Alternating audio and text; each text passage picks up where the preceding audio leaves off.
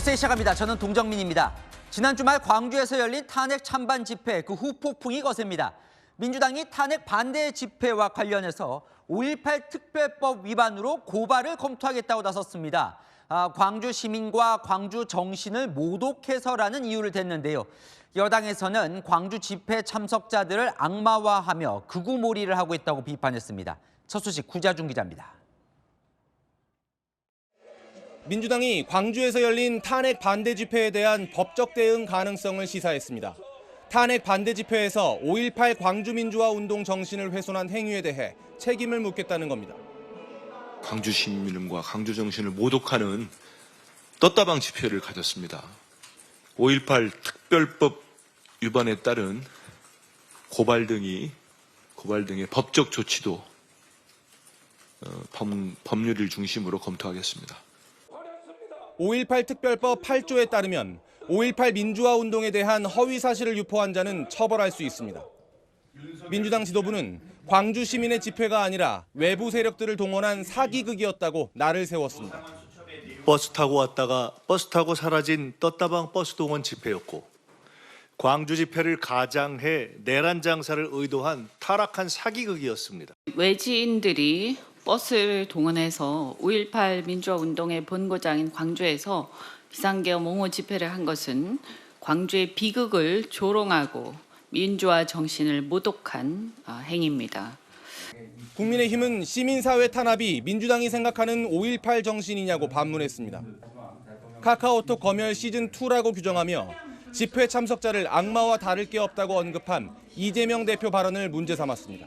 자유민주주의와 법치주의를 지키려는 국민을 악마로 폄훼하는 것이 민주당의 이 말하는 민주입니까? 민주당에 묻습니다. 광주 시민도 극우입니까? 5.18 기념재단도 탄핵 반대 집회 현장에서 5.18과 관련한 허위 사실 유포를 체증해 법적 대응하는 방안을 검토 중입니다. 채널A 뉴스 구자준입니다. 지난 주말 광주 탄핵 찬성 집회에 등장한 윤석열 대통령 부부 딥페이크 영상을 두고 경찰이 내사에 들어갔습니다. 이 영상을 만들었다는 사람은 자신이 노르웨이에 살고 있다고 밝혔는데요. 이 제작자 조사는 할 수 있는 걸까요? 장호림 기자입니다. 윤석열 대통령 부부 얼굴이 들어간 딥페이크 영상이 잇따라 올라온 유튜브 채널입니다. 채널로 들어가자 이 채널은 사용할 수 없다는 메시지가 뜹니다. 하지만 채널명을 넣어 검색해보면 지금도 각각의 딥페이크 영상들이 남아 있습니다. 한국어는 물론 영어나 일본어 자막이 달린 영상도 있습니다. 이들 딥페이크 영상 중 일부는 지난 15일 광주에서 열린 탄핵 찬성 집회에 참석한 방송 차량에서 수차례 재생됐습니다. 대통령 부부를 선정적으로 묘사한 딥페이크 영상이 상영되자 여당은 제작자와 상영자 등을 처벌해달라며 성폭력 처벌법 위반 혐의로 경찰에 고발했습니다. 경찰도 이들 영상의 제작 경위 등에 대한 입건 전 조사에 착수했습니다. 하지만 딥페이크 영상물이 올라온 유튜브 채널 주인은 자신이 노르웨이 오슬로에 살고 있다고 밝힌 상황이어서 조사가 쉽지 않을 거란 예상도 나옵니다. 경찰 관계자는 실제로 노르웨이 오슬로에 거주하는지 등을 살펴보려고 한다고 말했습니다. 방송통신심의위원회도 이들 딥페이크 영상에 대한 신속 심의 조치를 거쳐 차단 조치를 할 예정입니다. 채널A 뉴스 장호림입니다. 민주당은 어제 계엄 당일 국회에 단전 조치가 실제 이루어졌다며 CCTV를 공개했죠. 실제로 전기를 끊어 계엄 해제를 막으려 했다는 건데요. 계엄군을 이끌었던 707 특임대 김현태 단장 오늘 국회에 출석해 단전 지시는 대통령이 아니라 곽종근 당시 특수전 사령관이 내린 것이라고 주장했습니다. 백승현 기자입니다. 김현태 707 특수임무단장. 오늘 국회에 출석해 계엄 당일 단전을 시도한 건 윤 대통령의 지시가 아니라 곽 전 사령관의 지시였다고 주장했습니다. 단전에 대해서 대통령의 지시가 있었습니까? 아닙니다. 단전 관련해서는 대통령 지시가 일체 없었습니다. 그럼 누가 지시한 겁니까? 단전은 특전 사령관께서 12월 4일 00시 30분에 대통령 전화를 받고 스스로 무언가를 하기 위해서 생각해낸 여러 가지 중에 한 가지입니다. 대통령이 국회를 마비시켜 계엄 해제 의결을 저지하려 했던 주요 증거라며 어제 CCTV를 공개한 민주당 주장을 반박한 겁니다. 내부에 사람이 많아 진입하기 어렵다고 보고하자 곽 전 사령관이 단전을 지시했다고 했습니다. 내부 전기라도 끊어야 하나. 이거는 그 지시를 듣고 그냥 증인이 생각한 거죠? 그거 제 생각입니다. 김 단장은 자동 비상등이 켜져 지하 1층에 암흑천지 상황도 없었다고 주장했습니다. 국회가 암흑천지가 됐다 그랬거든요. 제 기억에는 불이 꺼진 적이 없었던 것 같아요. 네, 지하 1층만 잠시 불이 꺼졌는데 암흑천지는 아닙니다. 임의로 한 개의 스위치를 내렸더니 복도 불이 꺼지면서 자동으로 비상등이 켜졌기 때문에 암흑천지 같은 상황은 그 기간에 없었습니다. 채널A 뉴스 백승현입니다. 김현태 단장은 오늘 민주당의 회유 정황도 구체적으로 밝혔습니다. 국회 쉬는 시간 곽종근 전 사령관에게 대세는 기울었고 민주당이 지켜준다고 했다는 겁니다. 민주당은 김현태 단장 회유를 하고 있는 건 국민의힘이라고 반박했습니다. 남영주 기자입니다. 김현태 707 특수임무단장은 민주당의 곽종근 전 사령관 회유 의혹에 대해서도 직접 입을 열었습니다. 다만 박범계 의원이 뭐라고 곽종근 사령관을 회유를 했습니까? 민주당 의원께서 말씀하신 게 예. 민주당 대표하는 다른 회사 부회장 전문 변호사라고 하면서 외국에서 들어오고 있다. 또 지난해 12월 국회 국방위 정회 당시 민주당 의원으로부터 작성된 대답을 요구받았다고 주장했습니다. 박범계 의원께서 노란 메모지에 기록을 쭉 하셨습니다. 사령관께서 말한 게 본인이 적은 거 다르다. 아까 그거 아니었지 않냐 이런 식으로 말씀하시면서 곽종근 전 사령관이 계엄 해제 이틀 뒤 김병주 민주당 의원 유튜브에 출연한 것도 사전에 모의한 것이란 주장도 나왔습니다. 그 전에 유튜브를 찍은 김병주 의원과 통화했다는 얘기죠. 맞지 않습니까? 예, 사전에 요청 통화를 했고 예상 질문을 받았고 그 예상 질의를 가지고 답변을 준비했지 않습니까? 답변은 누구 주도하에 준비했습니까? 답변은 이제 법무실장이 손으로 작성해 드렸고 이제 사령관께서 먼저 이야기하시면 거기에 대한 답변을 써드리는 형식으로 했고 김 단장은 또 곽 전 사령관이 검찰에서 작성한 자수서엔 국회의원, 본회의장 끌어내라는 표현이 없었다고 밝혔습니다. 한편 곽 전 사령관은 지난 14일 옥중 편지를 통해 민주당에 이용당하거나 회유당했다고 생각하지 않는다고 밝혔습니다. 민주당 국방위원들은 국민의힘이 탄핵 공작 모의 정황이라는 터무니없는 혐의를 씌웠다며 사과를 요구했습니다. 채널A 뉴스 남영주입니다.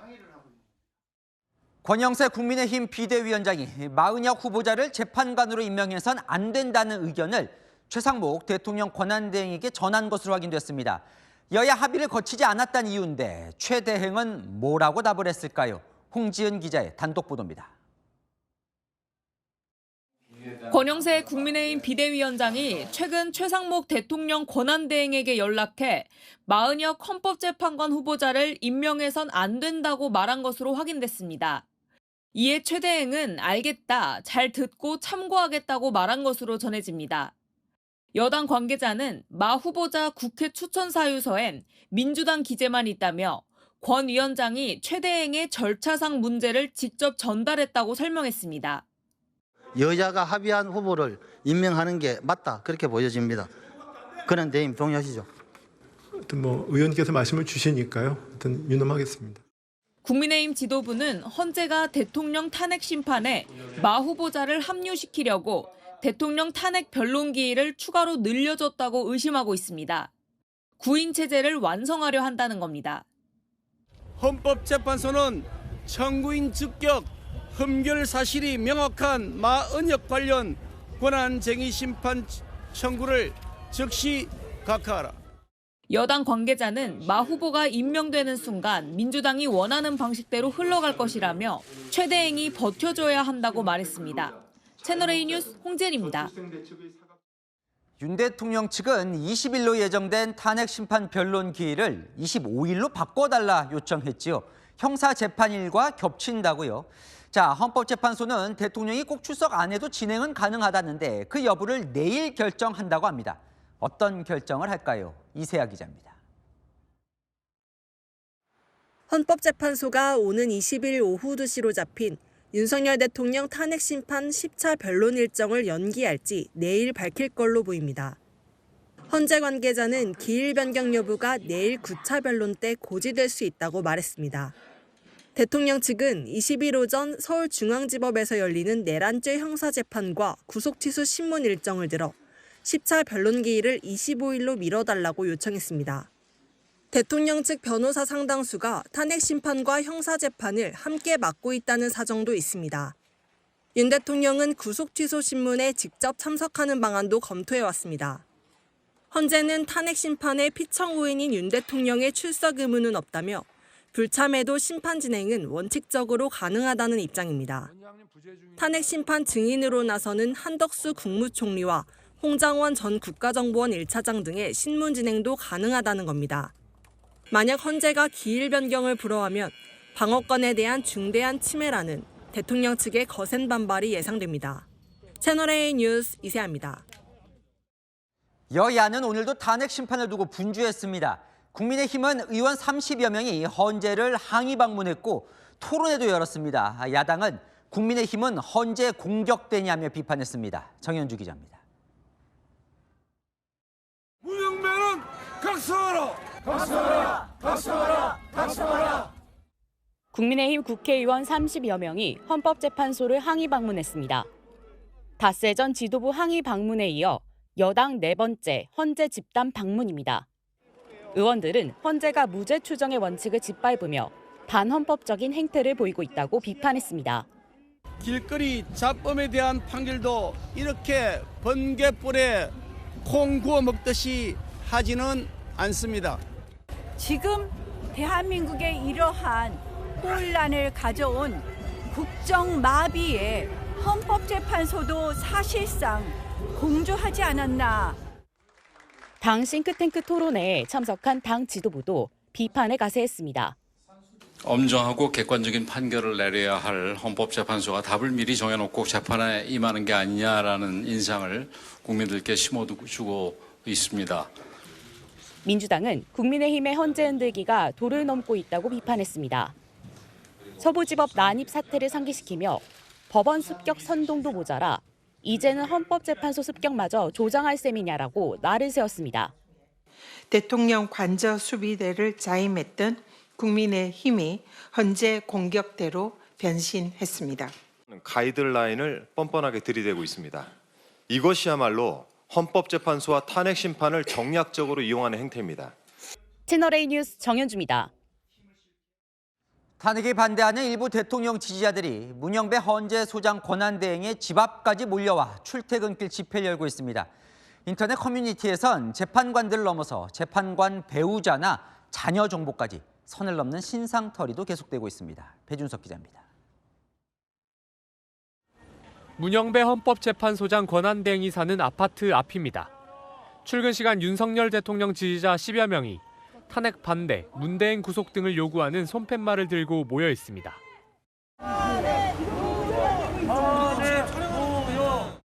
대통령 탄핵 심판이 끝날 때까지 문대행 출퇴근 시간에 집회를 열겠다며 다른 헌법재판관들의 집 주소도 찾고 있다고 했습니다.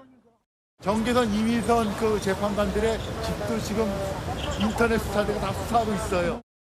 인터넷 커뮤니티에선 헌법재판관들에 대한 도를 넘은 신상털이도 확산하고 있습니다. 문영배 대행의 휴대전화 번호로 조롱과 욕설 문자를 보냈다며 인증사진을 올리거나 헌법재판관 배우자 실명이나 자녀관계, 공개된 재산 정보까지 공유하고 있습니다. 해외에서 유학 중인 재판관 자녀의 신상을 찾아내 미국 CIA에 신고하자는 글까지 올라오는 상황. 경찰은 재판관이나 가족의 신변 위협을 시사하는 게시글 신고가 여러 건 접수됐다며 입건 전 조사에 착수했습니다. 이와 함께 헌법재판소 습격 모의 정황이 담긴 인터넷 게시글 60건에 대해서도 수사를 진행하고 있습니다. 채널A 뉴스 배준석입니다. 국가인권위원회가 탄핵 심판 과정에서 대통령의 방어권을 보장하라는 내용의 결정문을 헌법재판소, 검찰, 법원에 각각 보냈습니다. 불구속 수사와 재판을 권고하는 내용도 담겼는데 이에 반대하는 인권위원들의 의견도 담겼습니다. 강보인 기자입니다. 국가인권위원회가 윤석열 대통령 방어권 보장을 권고하는 결정문을 통보했습니다. 윤 대통령 사건과 재판이 진행 중인 헌법재판소와 대검찰청, 서울중앙지법 등에 전자문서로 보낸 겁니다. 탄핵 심판에서 형사소송에 준하는 엄격한 증거조사 등 적법 절차 원칙을 지켜달라는 의견, 또 불구속 재판과 수사를 권고하는 의견이 담겼습니다. 이런 판단을 내린 배경으로 국회가 탄핵 소추권을 남용하고 있다는 의심을 갖기에 충분하고 국민 여론은 대통령 주장에 긍정적인 의견이 점차 증가하고 있는 것이 현실이라고 적었습니다. 한덕수 국무총리의 탄핵 심판 사건을 다른 사건보다 앞서 심리, 결정해야 한다고도 밝혔습니다. 결정문에는 이 같은 권고에 반대하는 일부 인권위 상임위원들의 비상계엄 선포로 침해당한 것은 국민들의 인권이고 헌법기관의 기능이라는 보충 의견도 담겼습니다. 결정문 통보에 앞서 오늘 인권위 앞에는 대통령의 방어권을 보장하라는 대통령 지지자들이 모여 집회를 열었습니다. 방어권 보장! 방어권 보장! 인권위는 내일 곽종근 전 특수전 사령관, 이진우 전 수도방위 사령관 등 계엄군 주요 관계자들에 대한 긴급 구제 신청 안건도 심의할 계획입니다. 채널A 뉴스 강보인입니다. 네, 아는 기자 법조팀 김정근 기자 나와 있습니다. 탄핵 심판 막판 두 가지 변수가 발생한 것 같아요. 첫 번째, 마은혁 후보자. 자, 권영세 비대위원장이 최상목 대행에게 임명하지 말라라고 이제 의견까지 냈다는 건데 헌법재판관에 임명이 되는 게 민감한 것 같아요, 그죠? 네, 여권에서 마은혁 후보자를 헌법재판관으로 임명하는 즉시 대통령 탄핵 심판에 인용 한 표가 추가되는 거라고 보고 있습니다. 마은혁 후보자, 일단 야당 추천 후보죠. 진보 성향 판사 모임인 우리법 연구회 출신이라는 점, 판사가 되기 전 사회주의 성향 운동단체인 이른바 인민노련 소속이었다는 점도 근거로 들고 있습니다. 정치적으로 편향된 후보자라 보수정당 대통령 탄핵에 찬성할 거라는 확신을 갖고 있는 겁니다. 그러니까 판사는 판결로 말을 한다 그러잖아요. 그러니까 마 후보자의 과거 판결이 그런 성향이라는 거예요. 네, 2009년 국회를 불법 점거했던 민주노동당 당직자 전원에게 공소 기각을 결정한 판결이 도마에 올랐습니다. 진보 계열인 정당 당원을 봐준 거 아니냐 이런 지적이 나온 겁니다. 마 후보자는 인사청문회에서 이렇게 의혹을 부인했습니다. 당시 민주노동당 당직자들만 기소된 것을 저는 차별적인 기소로 보았습니다. 그래서 공소기각 판결한 것이고.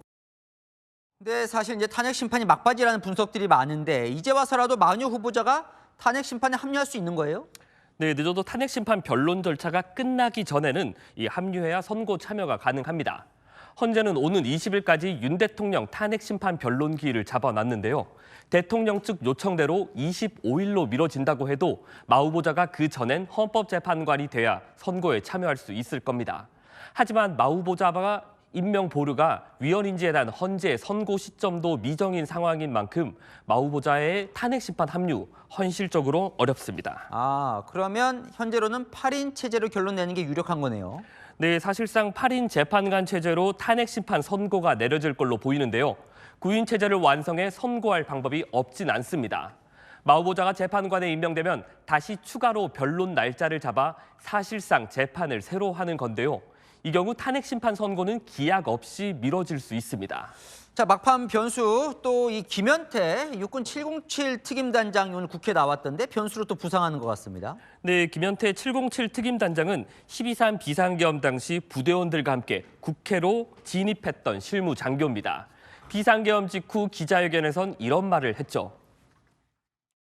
국회의원들이 모이고 있단다. 150명을 넘으면 안 된단다. 막아라. 안 되면 들어가서 끌어낼 수 있겠냐. 뭐 이런 뉘앙스였습니다. 그런데 최근 헌재와 국회 증언에서는요. 비상계엄의 핵심 쟁점인 국회 단전 단수 지시나 정치인 체포 지시 여부에 대해 이렇게 얘기하고 있습니다. 단전 단수 지시 받았지만 직속 상관인 곽종근 당시 특전사령관의 지시였고 정치인 체포 지시는 받은 적이 없었단 거죠. 자신은 국회 봉쇄나 정치인 체포 지시를 일절 내린 적 없다고 주장해온 윤 대통령 측 입장에 김 단장 증언이 힘을 실어주는 모양새입니다. 오늘은 민주당 관계자에게 대세가 기울었다거나 민주당이 지켜주겠다는 말도 들었다며 여권이 제기하는 회유 의혹 정황까지 진술했습니다. 이렇다 보니 김 단장이 변한 거냐 하는 말까지 나오는 겁니다. 조금 어쨌든 미묘하게라도 바뀐 정황은 분명해 보이는데 이런 바뀐 증언이 탄핵 심판 결과에 어떻게 영향을 줄까요? 네, 헌재가 국회에 투입된 군 실무자 증언에 주목하는 건 맞습니다.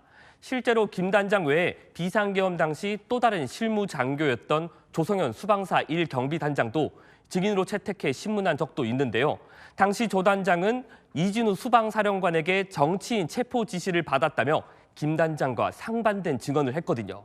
헌재가 상충되는 실무 장교의 증언 가운데 어느 쪽에 무게를 실어줄지도 지켜봐야 할 것 같습니다. 네, 잘 들었습니다. 아는 기자 김정근 기자였습니다. 지난해 세수펑크로 빈 나라 곳간을 직장인 유리지갑으로 채웠습니다. 직장인들이 월급을 받아서 낸 세금이 처음으로 60조 원을 넘었는데 기업들이 낸 세금과 맞먹습니다. 임종민 기자가 취재했습니다. 대기업에 재직 중인 40대 A씨. 연봉 상승폭을 추월하는 근로소득세 상승에 각종 절세 방법을 찾아보고 있습니다. 세금은 그냥 체감상으로는 제 연봉이 오르는 속도의 한 2배 정도로 느껴집니다. 이제 연금 저축 계좌를 이용해서 좀 절세를 하려고 하는데 직장인들이 낸 근로소득세가 매년 증가해 지난해 처음으로 60조 원을 넘어섰습니다. 경기 악화로 감소한 법인세 규모와 맞먹는 규모입니다. 2014년 25조 원 수준이던 근로소득세는 10년 사이 2배 넘게 불어났고 총 국세에서 차지하는 비중도 18%를 넘겼습니다. 반대로 법인세는 2년 연속 줄었습니다. 국내 시가총액 1, 2위인 삼성전자와 SK하이닉스가 2023년 적자를 기록하면서 지난해 법인세를 한 푼도 내지 않았기 때문입니다. 대규모 세수펑크가 2년 연속 발생한 가운데 이 빈 곳간을 직장인들의 유리지갑으로 채운 셈입니다. 직장인들은 납부한 세금이 투명하게 집행됐으면 좋겠다는 반응입니다. 이게 어디로 어떻게 쓰이는지를 정확히 모르다 보니까 그거에 대한 부담이 좀 있는 것 같습니다. 유리지갑에 대한 정부 재정 의존도를 줄이고 안정적인 세수 기반 확보가 필요하다는 지적이 나옵니다. 채널A 뉴스 임종민입니다. 금이 귀해지다 보니 폐기물에 붙어있는 작은 금붙지까지 샅샅이 뽑아내는 금 추출 산업이 주목받고 있습니다. 일반인들도 도전한다는데 수익성이 있는 걸까요? 여인선 기자가 취재했습니다. 쓰레기 더미로 보이지만 이 안에는 요즘 더 귀해진 금과 은이 숨어 있습니다. 이렇게 버려진 폐기물과 가전 속에서 유용한 자원을 추출하는 것을 도시광산이라고 부르는데요. 폐가전 속에서 어떻게 귀금속을 뽑아내는지 알아보겠습니다. 휴대전화나 컴퓨터에서 분리한 전자기판입니다.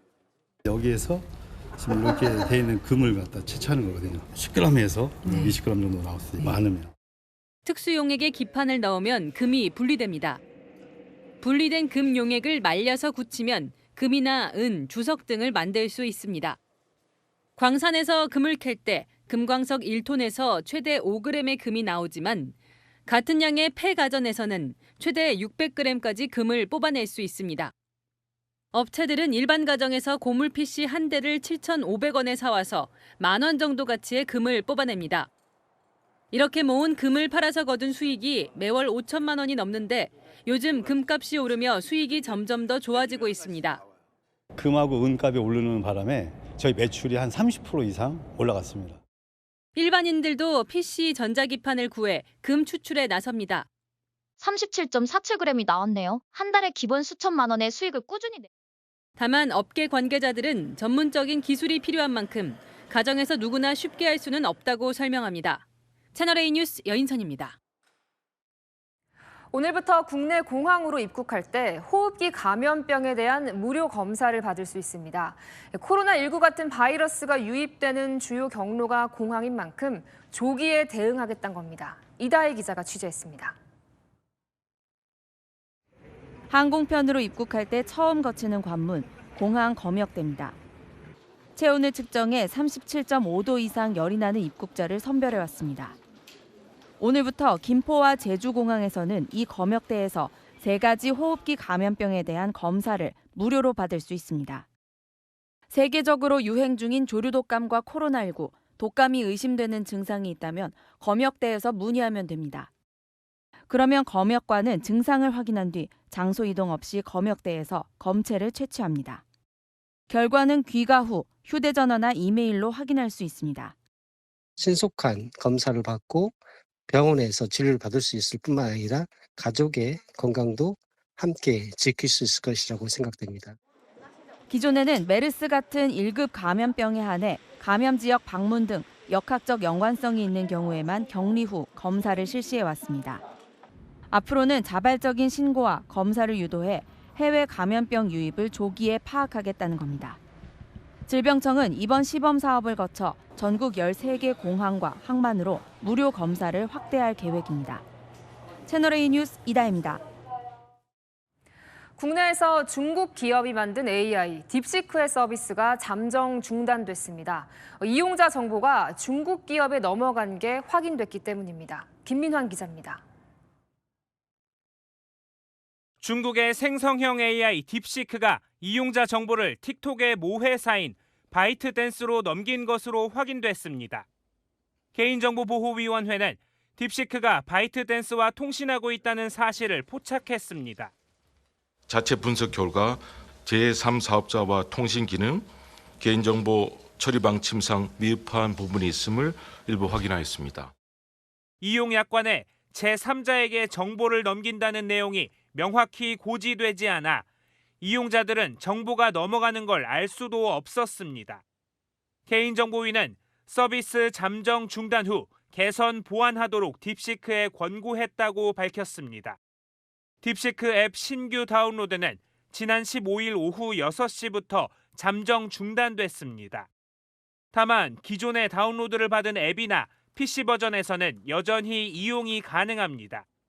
사업자 측에서 특별히 할 수 있는 그 조치가 마땅한 조치가 없고요.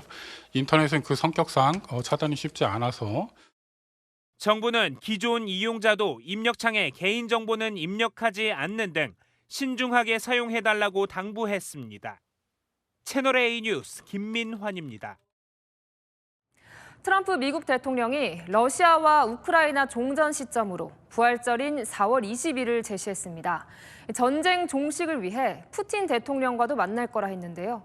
정작 당사국인 우크라이나는 배제돼 있다는 지적이 나옵니다. 이솔 기자입니다. 재집권하면 24시간 내 러시아와 우크라이나 전쟁을 끝내겠다고 밝혔던 도널드 트럼프 미국 대통령. 취임 이후 처음으로 제시한 종전 시한일은 4월 20일 부활절입니다.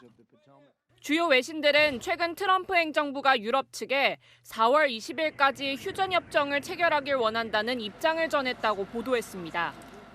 이르면 이달 말 미러 정상회담 개최 가능성도 제기되고 있습니다.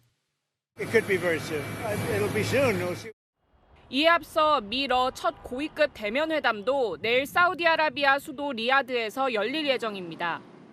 미국 측에선 마코 루비오 국무장관과 마이크 왈츠 백악관 국가안보보좌관, 스티브 위트코프 백악관 중동특사가 참석하고 러시아 측에선 세르게이 라브로프 외무장관 등이 참석할 것으로 보입니다. Vladimir Putin expressed his interest in peace. Now obviously has to be followed up by action. So the next few weeks and days will determine whether it's serious or not. 트럼프는 협상 과정에서 볼로디미르 젤렌스키 우크라이나 대통령도 참여할 수 있다고 했지만 구체적인 일정 등은 밝히지 않고 있습니다. 협상에서 제외되는 것에 위기감을 느낀 젤렌스키는 현지 시각 어제부터 아랍에미리트와 사우디아라비아 등 중동 국가를 돌며 협상 중재를 요청하는 것으로 알려졌습니다. 또 우크라이나가 모든 영토를 회복해야 한다던 기존 입장에서 한 발 물러나 최소한 2022년 전쟁 전 국경 상태로 되돌아가야 한다고 밝히기도 했습니다. 채널A 뉴스 이솔입니다. 미국의 중국 견제 수위가 높아지고 있습니다. 미 국무부 홈페이지에서 대만 독립을 지지하지 않는다는 문구를 삭제하며 예민한 문제를 건드렸습니다. 베이징 이윤상 특파원입니다. 미 국무부가 공개한 대만 관련 입장문입니다. 기존에 들어가 있던 대만 독립을 지지하지 않는다는 문구가 사라졌고 대신 대만이 미 국방부의 반도체 개발에 협력 중이라는 것과 미국은 대만의 국제기구 참여를 지지한다는 내용이 새로 들어갔습니다. 역대 미국 정부가 지켜온 하나의 중국 정책이 도널드 트럼프 대통령 취임 이후 바뀔 수 있음을 시사한 겁니다. 대만 정부는 미국의 발표가 대만을 지지하는 것이라며 환영한다고 밝혔습니다. 대만 해협에서는 미국 등 서방 국가들의 대중국 군사 압박 움직임도 나타납니다. 최근 미국 군함이 대만 해협을 통과한 데 이어 어제는 캐나다 군함도 이곳을 보란 듯 지나간 겁니다. A Canadian warship 341. This is Chinese Navy warship 534. Good morning. In the compass, in the speed. Over. 트럼프가 중국이 타협할 수 없는 대만 문제를 건드리며 중국 흔들기에 나선 가운데 중국 정부는 강하게 반발했습니다. 世界上只有一个中国，台湾是中国的一部分。中华人民共和国政府是代表全中国的唯一合法政府。 일각에선 미중 무역 전쟁에서 우위를 점하기 위해 트럼프가 대만 카드로 중국을 압박한 것이라는 분석도 나옵니다. 베이징에서 채널A 뉴스 이윤상입니다. 트럼프 대통령 대형 스포츠 이벤트를 적극 활용하고 있습니다. 이번엔 카레이싱 대회가 열리는 경주장을 찾아 전용 리무진을 타고 트랙을 질주했습니다. 송진섭 기자입니다.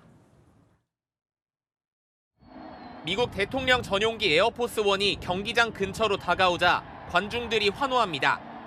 미국을 다시 위대하게 문구가 적힌 빨간색 모자를 쓰고 나타난 도널드 트럼프 미국 대통령. 그의 옆에 흰 원피스 차림의 손녀 캐롤리나도 함께 등장했습니다. 현지 시각 어제 열린 미국 유명 자동차 경주대회 데이토나 500을 직관하러 에어포스1을 타고 온 겁니다. 환호에 보답하듯 트럼프는 전용 리무진 비스트를 타고 경기장을 질주하기도 했습니다. This is your favorite president. I'm a big fan. I am a really big fan of. 관중들은 트럼프가 차에서 내리자 47대 대통령을 의미하는 47을 외치기도 했습니다. And we brought it back, and it's been less than 4 weeks. So you'll see what we do in a little period of time. 트럼프는 경기 관람 후 데이토나 500은 미국을 위대하게 만드는 속도, 힘, 불굴의 정신에 대한 영원한 찬사라며 그 정신이 미국의 황금기를 이끌 것이라는 성명을 내기도 했습니다. 지난주 현직 대통령으로는 처음으로 미식 축구 리그 결승전인 슈퍼볼을 관람했고 일주일 만에 또 스포츠 경기장을 찾은 겁니다. 특히 레이싱 경기가 열린 플로리다주 볼루시아 카운티는 트럼프의 텃밭으로 불립니다. 워싱턴 포스트는 트럼프의 레이싱은 공화당 지지자들에 대한 승리 퍼포먼스라고 평가했습니다. 트럼프의 파죽지세는 멈추지 않는 분위기입니다. 자신의 행정명령 시행이 위법하다고 지적한 법원에 대해 조국을 구하는 자는 어떤 법도 위반하지 않는다며 프랑스 황제 나폴레옹의 발언을 인용해 비판하기도 했습니다. 채널A 뉴스 송진섭입니다.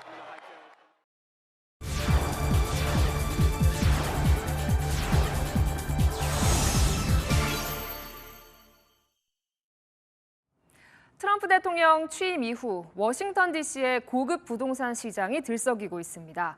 수백억에 달하는 집값이 최고가를 갈아치우며 빠르게 오르고 있는데요. 세계를 가다 워싱턴 최주연 특파원이 알아봤습니다.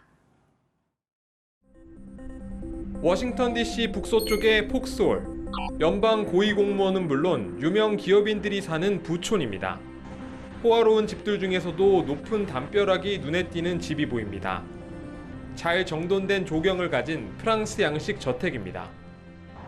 트럼프가 상무부 장관으로 지명한 하워드 러츠닉이 매입한 저택입니다. 2,500만 달러, 우리 돈 360억 원이 넘는 돈이 들어갔는데 이 지역 최고가입니다. 대지 면적만 6,000제곱미터, 약 1,800평으로 5개의 침실과 7개의 욕실, 영화관과 실내 농구장, 야외 골프장까지 갖췄습니다. 근처에는 옛 관공서 건물 같은 저택도 눈에 띄니다. 스콧 베센트 재무장관이 1,250만 달러, 약 180억 원을 주고 사들인 집으로 입주 준비 중입니다. 트럼프 이기 내각 고위직에 오른 억만장자들이 백악관과 가까우면서도 연애나 취미 생활을 할 수 있는 넓은 공간을 잇따라 찾다 보니 이 지역 고급 부동산 가격이 크게 오르고 있는 겁니다. The number of people who buy these homes do not buy it in their own name. So in this very luxury market, $12 million, more often than not, they are all cash transactions. 부동산 중개업자들은 매물로 나온 저택 내부를 둘러보는 것도 아무나 할 수 없다며 자료를 요구합니다. You need to prove that you have the funds to purchase the house. Another way to put it is that only qualified buyers can view the property.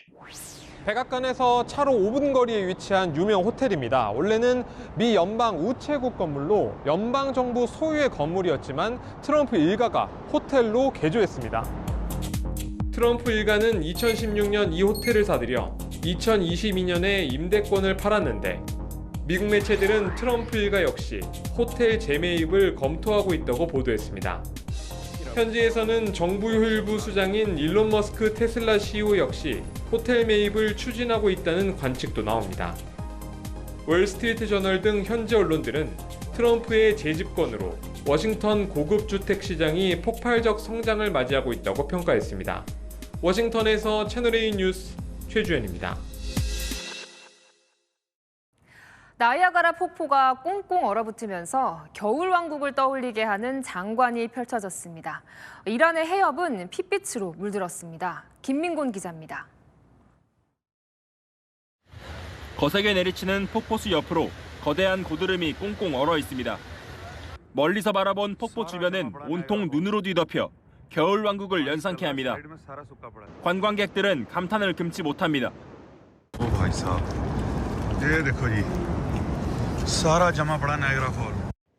매서운 한파에 폭포 인근 강가도 두껍게 얼어붙었습니다. 평소라면 크루즈가 떠다녔을 강가는 눈과 얼음밖에 보이지 않을 정도로 꽁꽁 얼어붙었습니다. 초당 수천 톤씩 떨어지는 나이아가라 폭포수는 새하얀 물보라를 일으키며 두껍게 얼어붙은 강물 위로 흩어집니다. 나이아가라 폭포 주변 캐나다 온타리오주 남부에 지난 주말 발령된 눈보라 경보와 더불어 이번 주까지도 최강 한파가 예고돼 있어 폭포는 지금보다도 더 얼어붙을 전망입니다. 가본 지 사실 며칠 안 됐어요. 조금 더 많이 얼 수 있지 않겠나 싶어요. 집사람도 얼어서 한 가봐야 되겠다 이런 얘기를 했어요. 이란 호르무즈 섬은 최근 비가 내린 뒤 주변이 온통 시뻘겋게 물들었습니다. 섬에서 쉴 새 없이 흘러드는 물줄기 탓에 인근 바다마저 핏빛으로 바뀌어버렸습니다. 이곳 지형은 마치 녹이 쓴 것처럼 산화한 철이 흙에 다량 포함돼 빗줄기를 만나 빨간 흙탕물로 변한 겁니다. 이곳의 연평균 강수량은 한국의 1.3% 수준인 17mm에 불과한 것으로 전해졌습니다. 채널A 뉴스 김민곤입니다. 네, 나이 들수록 왠지 시간이 더 빠르게 흐르는 것 같죠? 다 이유가 있다는데요. 우현기 기자가 취재했습니다. 체감하는 삶의 속도가 10대는 시속 10km, 70대는 시속 70km로 나이가 들수록 더 빨리 간다는 속설이 있죠. 실제 시민들은 어떻게 느끼고 있을지 직접 물어보겠습니다. 많은 일이라든지 다양한 사람 만나봐가지고 약간 하루가 좀 이제 매일매일 즐거웠고 그래서 1년이 좀 천천히 지나갔던 것 같아요. 옛날에 비해서 배로 빨리 가고 한 해가 넘어가면 2살씩 더 먹어진 것 같아요. 이렇듯 나이가 들수록 시간이 쏜살같이 지나간다고 하는 사람들이 많습니다. 프랑스 심리학자 폴 자네는 심리적 시간이 연령에 반비례한다고 주장합니다. 한 살 아이가 1년을 365일로 체감한다면 80살 노인은 같은 1년도 4.6일로 느낀다는 겁니다. 전문가들은 어릴수록 기억에 남는 경험이 많기 때문에 시간이 느리게 가는 느낌을 받는다고 합니다. 나이가 들수록 시간의 이정표가 될 만한 사건이 줄어드는 거예요. 휙휙 지나간 느낌을 받는다고들 해요.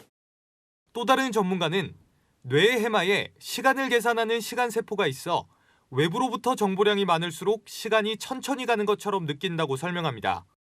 스마트폰으로 웹서핑 시 뇌기능이 둔해지기 때문에 시간이 순식간으로 지나간다는 겁니다. 전문가들은 나이가 들어서도 시간을 천천히 보내려면 다양한 경험과 새로운 도전이 필요하다고 조언합니다. 채널A 뉴스 우현기입니다. 국내에서 활동하는 경찰견 중 진돗개는 없는데요. 진돗개 2마리가 경찰견 도전에 나섰습니다. 강태현 기자가 취재했습니다. 진돗개 2마리가 힘차게 달려옵니다.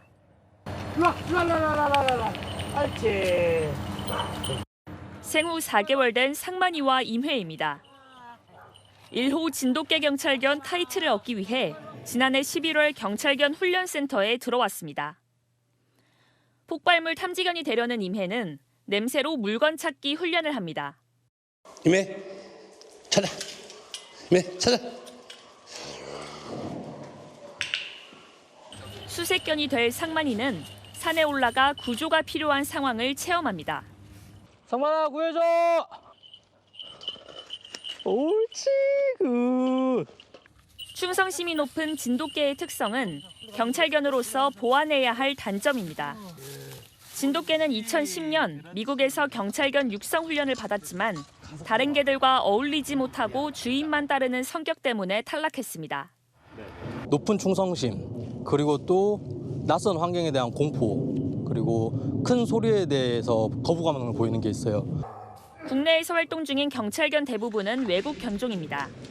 해외에서 데려와 16주간 교육을 시킨 뒤 시험에서 80점 이상을 획득하면 경찰견으로 활동을 시작합니다. 상만이와 임해는 앞으로 1년 정도 훈련을 거친 뒤 정식 평가를 받을 예정입니다. 채널A 뉴스 강태현입니다. 네, 경찰견은 뛰어난 후각으로 주요 사건의 수색을 도맡을 뿐 아니라 다양한 임무에 투입돼 활약하고 있는데요. 경찰견의 세계를 서창우 기자가 현장 카메라에 담았습니다. 경찰견은 숨겨둔 마약을 찾거나 실종자를 구조하는 데 큰 도움을 주죠. 이외에도 다양한 역할을 하는데요. 훈련 현장으로 가보겠습니다. 상담을 받고 있는 경찰. 옆에는 생후 6개월 된 보더콜리종 폴리가 앉아 있습니다. 일상생활에 가장 힘든 부분은 뭘까요? 집에 가서는 다 잊어버려야 되는데 자꾸 생각나고 업무 중에는 계속 그런 사건이 밀려오는 거죠. 몸을 만지거나 큰 소리가 나도 폴리는 차분합니다. 다음 달부터 트라우마를 치유하는 테라피 도구로 본격적인 활동을 시작하는데 그에 앞서 막바지 훈련을 하는 겁니다. 외상 후 스트레스 장애를 호소하는 경찰은 물론 범죄 피해자에게도 도움을 줄 예정입니다. 이 심각한 우울증이기 전에 그전에 만나서 치유를 돕는 거죠. 사람들에게 심리적 안정을 주는 테라피 독이 되려면 다양한 환경을 겪는 연습이 필수입니다. 집에서도 저랑 스킨십하고 같이 먹고 자고 아침에 일어나서 또 일어나서 인사하고 같이 출근하고 이런 것도 다 양성 단계 훈련 그 과정이라고 보시면 돼요. 최근엔 성착지물이 담긴 USB 등 전자기기를 찾아내는 탐지견도 활약하고 있습니다. 레브라도 리트리버종인 맥스. 차량 블랙박스에서 SD카드를 꺼냈습니다. 보시는 것처럼 USB보다 훨씬 작은 크기인데요. 이 SD카드도 찾을 수 있는지 한번 숨겨보겠습니다. 이리저리 둘러보는 맥스. 잠시 뒤 고민형 앞에 앉아 꼬리를 흔듭니다. 탐지. 걸린 시간은 불과 48초입니다. 전자기기에 사용되는 화학물질인 TPPO 냄새를 맡고 위치를 찾아낸 겁니다. 디지털 성범죄 수사에서 가장 중요한 것은 증거물의 압수입니다. 개의 뛰어난 후각으로 사람의 100명, 200명이 할 수 있는 능력을 제한된 공간 안에서 충분히 찾고. 현장에서 활약하는 경찰견은 200여 마리. 경찰은 경찰견을 늘리기 위해 민간 반려견을 훈련시키는 방안도 계획하고 있습니다. 현장 카메라 서창우입니다. 여권 결집에 야권도 결집하는 걸까요? 조기 대선 시 정권 연장이 아닌 정권 교체가 맞다는 응답이 약 한 달 만에 50%대를 회복했습니다. 가상 대결에서도 이재명 민주당 대표가 압도적인 우위를 보였습니다. 이서영 기자입니다. 여야 차기 대선 주자 선호도에서 이재명 더불어민주당 대표가 다른 후보들을 압도했습니다. 다자대결 구도에서 43.3% 지지세를 기록하며 유일하게 40% 선을 넘겼는데 18.1%를 기록하며 2위에 이름을 올린 김문수 고용노동부 장관보다도 2배 넘게 높은 수치입니다. 여권 대선 주자 후보군과의 양자대결 구도에서도 40% 중후반대 지지세를 고르게 유지하며 오차범위 밖에서 크게 앞섰습니다. 김문수 장관과의 양자대결에서 이 대표는 46.3%를 기록하며 14.5%포인트 앞서는 것으로 나타났고 오세훈, 홍준표 시장과의 양자 대결에서도 각각 46.6, 46.9%의 지지도를 기록하며 17%포인트가 넘는 격차를 보였습니다. 다만 50%의 과반을 넘지는 못했습니다. 차기 대선에서 정권 연장과 교체 중 어느 쪽을 선호하느냐에 대한 여론 지형도 변화가 감지됩니다. 오늘 나온 여론조사에서는 정권 교체가 맞다는 응답이 51.5%로 44.5%를 기록한 정권 연장 선호를 오차범위 밖에서 앞섰습니다. 대통령 체포 직후 50% 선이 붕괴되며 오차범위 내 접전으로 붙었던 정권 연장과 교체 여론이 다시 정권 교체 우위로 벌어지는 추세인 겁니다. 한 여론조사 전문가는 서부지방법원 소요 사태 등 계속되는 보수층의 강경 대응 모습에 중도 여론이 돌아선 결과로 풀이된다라고 밝혔습니다. 채널A 뉴스 이서영입니다. 민주당이 상속세 공제 한도를 18억 원까지 높이는 방안을 추진합니다. 문재인 정부의 부동산 정책 실패 꼬리표를 태고 서울 중산층 표심을 노리겠다는 전략인데요. 우클릭 비판에 이재명 대표가 정면 돌파에 나섰습니다. 이상원 기자입니다.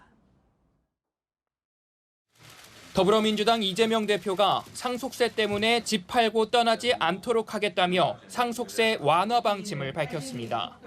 물가도 올랐는데 집값도 올랐는데 그 기준을 그대로 유지하니까 아무것도 늘어난 거 없이 세금이 늘어난 겁니다. 상황이 바뀌었는데도 변하지 않으면 그런 거를 바보라 그럽니다. 바보.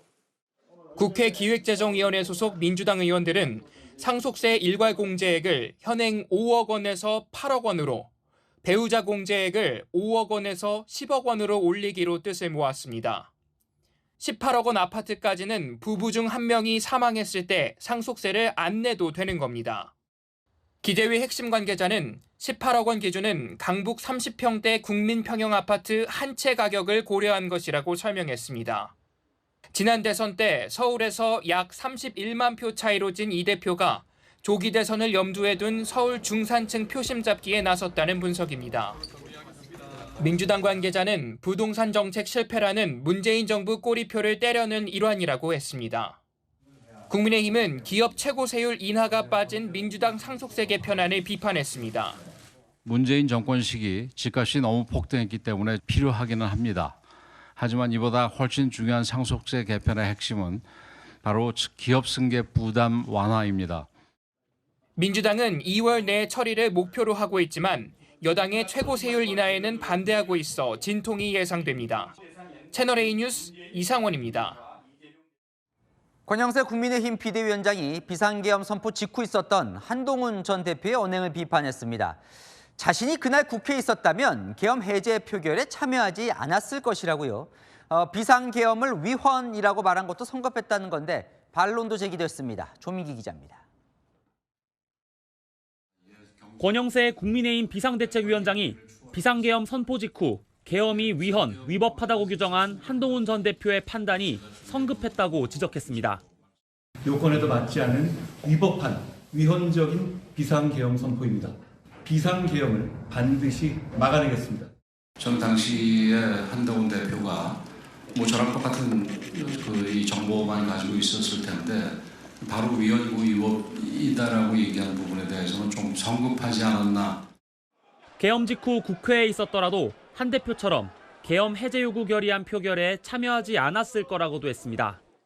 그 이유는 뭐냐면 대통령이 공개적으로 얘기 못하는 이유가 있는지, 뭐 이거가 다인지 이런 부분에 대해서 특히 여당이라면 그 책임 있는 사람들의 말을 들어야 된다고 생각을 했습니다. 친한계 신지호 전 부총장은 긴급한 상황이라면 위험을 감수하는 결단을 내려야 한다며 똥인지 된장인지 꼭 찍어 먹어볼 필요는 없다고 날을 세웠습니다. 다만 권 위원장은 비상계엄은 분명히 잘못된 조치였다고 했고 대통령의 하야에 대해서도 반대했습니다. 채널A 뉴스 조민기입니다. 명태균 씨 관련 중간 수사 결과를 창원지검이 발표했는데요. 핵심인 대통령 부부 공천 개입 의혹은 언급이 없었고 서울중앙지검으로 넘기기로 했습니다. 배영진 기자입니다. 경수한테도 열심히 뛰어주니까 너는 김영선이 좀 해줘라 그랬는데 지난 2022년 6월 국회의원 재보궐선거 당시 윤석열 대통령의 공천 개입 의혹을 수사해왔던 경남 창원지검이 중간 수사 결과를 내놨습니다. 윤 대통령 부부에 대한 수사 내용 없이 창원지검에서 서울중앙지검으로 사건을 넘기기로 했다는 겁니다.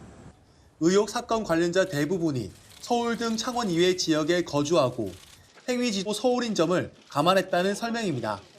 대통령 등 공천 개입 의혹, 여러 정치인이 관련된 여론조사 조작, 비용 대납 사건은 서울중앙지검에서 수사를 이어갈 방침입니다. 전단 수사팀은 4개월간 61곳을 압수수색하고 전 현직 국회의원 등 100여 명을 소환 조사했지만 대통령 부부에 대한 구체적인 수사 내용은 없었습니다. 부실 수사가 미흡했다. 수사가 또 더디고 뭐를 은폐하려고 했는지 아주 궁금합니다. 김건희 여사에 대한 소환 조사 여부도 서울중앙지검에서 검토할 전망입니다. 창원지검은 명태균 게이트를 폭로한 강혜경 씨를 정치자금법 위반 혐의로 오늘 추가 기소했습니다.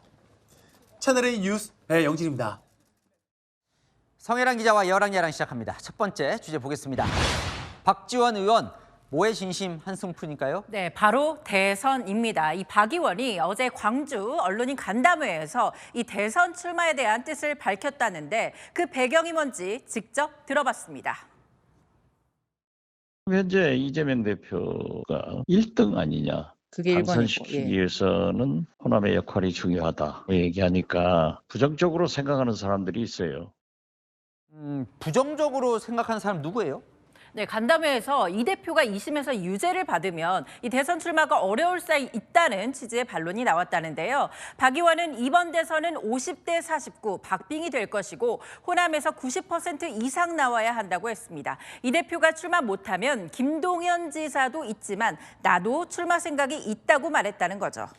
호남 90% 득표위에 호남 의원이 나선다. 그러면 대선 출마 진심 아닙니까? 이 정치 구단의 이 말들은 여야 각각 이런 해석 내놨습니다. 이재명 대표의 대선 출마가 좌절될 가능성을 포착하고 본인의 정치 행보와 연결하는 스킬이 역시 정치 구단답습니다. 진심이죠. 그렇게 한자로 걸쳐 놓는 거예요. 참전 의지를 밝힌 거죠. 비명 반명계 주자들과 나는 다르다. 탄핵 기각을 바랬던 대중의 에너지를 받아갖고 내가 조기 대선에 나가서 뭔가 해볼 거야. 한 민주당 인사는 연령은 바이든이지만 정신은 케네디인 박 의원을 응원한다고 했고요. 국민의힘은 민주당 중진조차 이 대표 낙마 가능성을 감잡은 것이냐고 했습니다. 아니 진짜 나올 건지 직접 물어보지 그랬어요. 그래서 제가 대놓고 물어봤습니다. 그런 얘기가 아니고 이재명 대표가 나가야 되고 대안부재다. 그럼 내가 나가랴? 그런 얘기예요. 실제로 대선에 나가겠다라는 말씀은 아니시다. 그렇죠. 올해로 83세죠. 헌정사상 최고령 기록에 도전할까요? 네, 다음 주제 보겠습니다. 이명박 전 대통령 요즘 바빠요. 네, 요즘 여권 잠룡들이 줄줄이 찾고 있죠. 오늘은 국민의힘 권성동 원내대표를 만났습니다. 한때는 다 친이계였죠. 네, 권 원내대표는 특히 이명박 청와대 법무비서관을 시작으로 MB 정권에서 정계에 입문했죠. 이 전 대통령 각별한 애정을 보였습니다. 국민의힘이 그동안 분열과 대립 양상이 있었는데 제가 원내대표로 취임한 이후에 안정적인 모습을 보여서 다행스럽다는 말씀을. 요즘 문전성시인데 이 보수 잠룡들 찾아갔을 땐 어떤 얘기했을까요?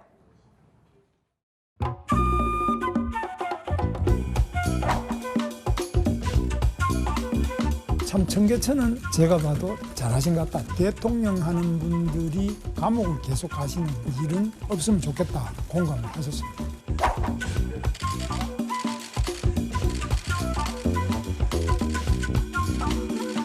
우리 홍 대표가 그래서 좋아. 이 정부에서 쇼는 기가 막히게 더 이야기하면 안 되겠어 보여.